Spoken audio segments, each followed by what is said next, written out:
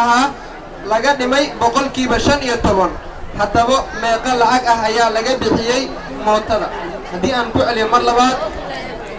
mooto bajaaj ayaa waxay joogtay 3800 dollar haddii shakhsigii macaamilka ahaa laga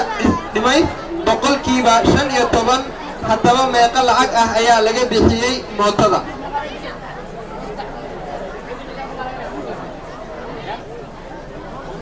fasalka form 2C waa su'aal xisaab ah una dhacaysa sidatan fududay tanxa saynxa lagu daray koosxa haddii aan ku celiyo mar labaad fududay tanxa saynxa lagu daray koosxa لا بسم الله الرحمن الرحيم اسمان آدم كنوز حكمت سقالات بي أسد جوابت دا كبر قليبا حين خنيسا سدحكم لو بقل $60 سدحكم لو بقل $60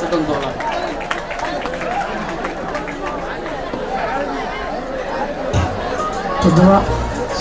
شن الواقع بسم الله أنا وكسوعة ترتميات الفصل كتوسي سؤال جوابت دا اسكدوا على سك اكس